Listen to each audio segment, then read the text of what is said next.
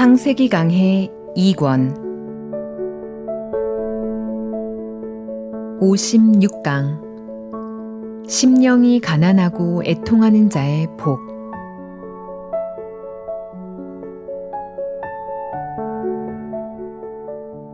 오늘은 예수님께서 마태복음 5장에서 말씀하신 복에 대해 이야기하려고 합니다.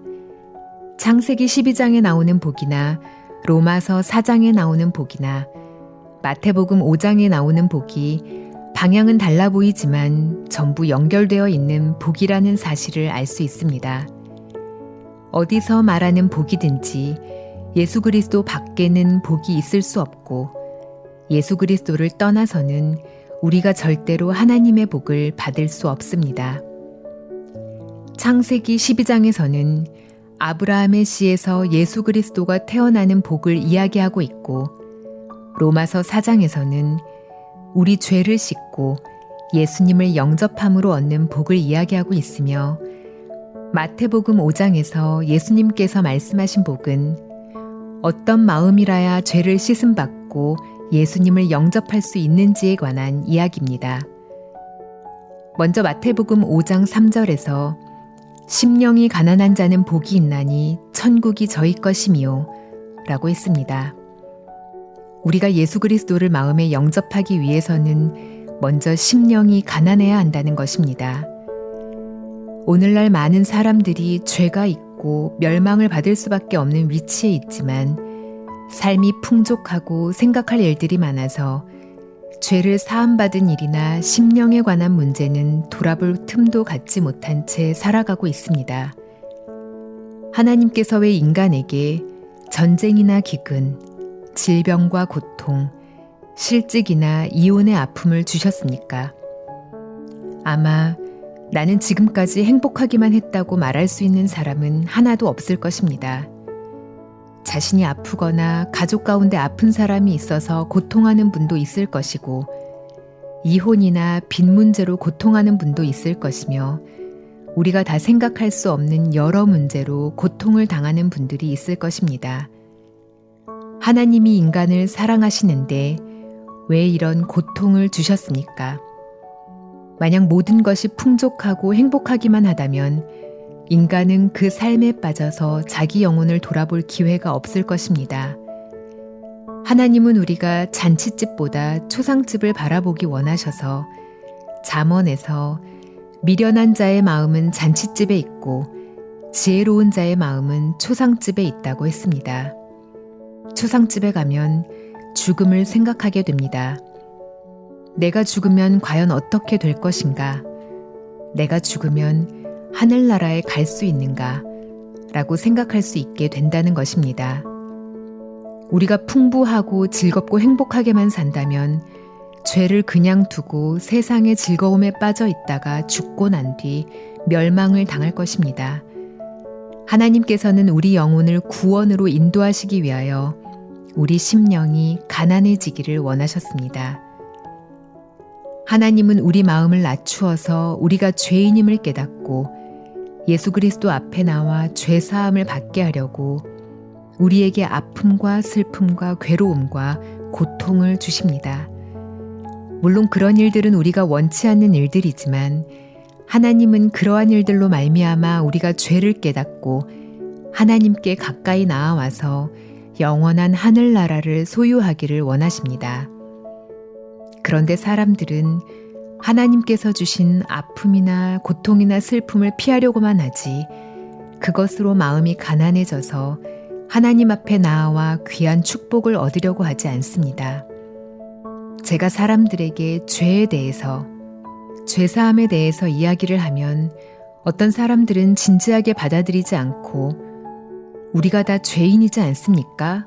하거나 예수가 그 죄를 다 사하지 않았습니까? 하고 건성으로 넘겨버리는 것을 보았습니다. 그들은 대부분 공부를 많이 했고 직장이 좋고 매사가 잘 되어서 영혼에 대해 생각할 필요를 별로 느끼지 못한 채 삶을 즐기는 것에 여념이 없었습니다. 그런데 어떤 사람들은 죄의 문제를 진지하게 받아들입니다. 눈물을 흘리면서 죄사함을 받고 싶어 합니다. 삶의 아픔과 고통이 있어서 심령이 가난하고 처절한 상태에 있는 사람들은 복음을 받아들일 수 있는 것입니다. 마음이 가난해서 복음에 갈급해야 죄사함을 받을 수 있는 것입니다. 안타깝게도 죄 속에 있지만 삶이 즐겁고 행복하기 때문에 심령이 부유해서 죄에 대해 생각할 기회도 없이 세상을 즐기려고만 하다가 멸망을 당하는 사람들이 많습니다. 그렇기 때문에 심령이 가난한 자가 복이 있습니다. 하나님께서는 우리 심령을 가난하게 하여 우리를 복되게 하시려고 때때로 우리에게 아픔을 주고 슬픔을 주고 고통을 주시는 것입니다. 두 번째로 마태복음 5장 4절에서 애통하는 자는 복이 있나니 저희가 위로를 받을 것이며 라고 말씀하고 있습니다. 여기서 애통하는 자는 무엇 때문에 애통하는 사람입니까? 아는 사람이나 자녀가 죽어서 애통하는 것을 이야기하는 것이 아닙니다. 사업이 실패해서 애통하는 것을 이야기하는 것도 아닙니다.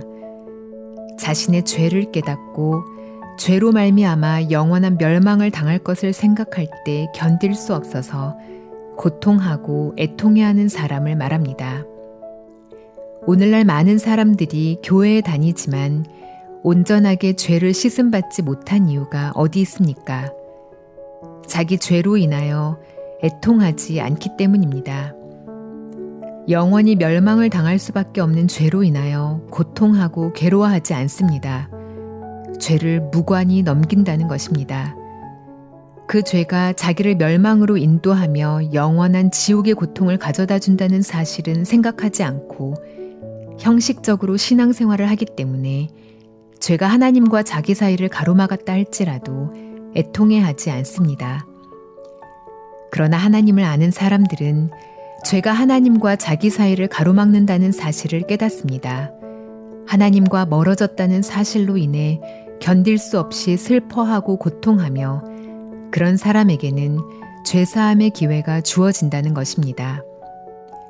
저희 선교회에서는 해마다 대도시의 체육관 등을 빌려서 죄를 사함받는 복음을 전하고 있습니다. 집회 소식을 방송과 신문, 전단지와 플랜카드 등으로 그 도시에 사는 사람들에게 알립니다. 그래서 많은 사람들이 집회에 오지만 그 수는 죄 때문에 고민하는 무수한 사람들에 비하면 100분의 1이나 1000분의 1이나 10,000분의 1밖에 되지 않습니다. 수백만 명이 사는 도시에서 시민들이 대부분 집회 소식을 듣고 볼 수 있도록 광고하지만 소수의 사람들만이 죄사함을 받기 위해 옵니다. 죄를 사함받지 못했으면서도 집회 장소로 오지 않는 이유는 죄로 인해 애통하거나 죄를 씻고 싶어 갈급하지 않기 때문입니다. 그런 사람들은 죄를 가볍게 여기고 소홀히 다룹니다. 죄에 대해 무관심합니다. 그냥 세상 사람 다 죄인이니까 나도 죄인이겠지 라는 지극히 안일한 마음을 가지고 있습니다. 그런 사람들은 마지막 날 주님 앞에서 심판을 받을 것입니다. 성경에 분명히 죄를 사함받을 수 있는 길이 있는데 사람들이 그 길을 찾지 않고 있습니다. 길을 찾지 않을 뿐 아니라 이런저런 이유를 핑계 삼아 죄사함의 길을 증거하는 진리의 말씀을 아예 들으려고 하지도 않습니다. 오늘 이 시대의 사람들이 죄사함을 받지 못하는 이유는 죄의 결과가 얼마나 무서운지 알지 못하여 죄로 인해 고통하고 괴로워하지 않기 때문입니다. 그러나 죄 때문에 괴로워하고 고통하는 사람이 있다면 그는 죄가 온전히 씻어져 하나님과의 관계가 회복되기 전까지는 마음의 평안을 누리지 못하고 밤낮 죄사함의 길을 찾을 것입니다. 그런 사람은 주님께서 분명히 죄사함의 복음을 듣고 죄를 사함받게 하실 것입니다. 그 심령이 주님의 위로를 받게 되는 것입니다. 마태복음 5장에서 말하는 애통은 다른 것 때문에 애통하는 것이 아니라 죄로 인하여 애통하는 것입니다. 예수님께서 말씀하신 산상보훈의 복들은 바로 예수 그리스도를 영접하는 복을 말합니다. 복의 근원을 모시기 위해서는 죄를 씻어야 합니다. 우리 마음 안에 있는 모든 죄를 씻음으로 말미암아 우리가 하나님 앞에 담대히 나아가고 예수 그리스도를 마음에 영접하여 축복을 받을 수 있다는 사실을 이야기해 주고 있는 것입니다. 여러분은 죄 때문에 고통하고 애통해 본 적이 있습니까? 죄 때문에 괴로워하고 눈물을 흘려본 적이 있습니까? 그리고 그 모든 죄를 씻음받은 적이 있습니까? 죄 때문에 애통해 하면서 죄 씻음을 받는 축복된 삶을 사는 여러분이 되기를 바랍니다.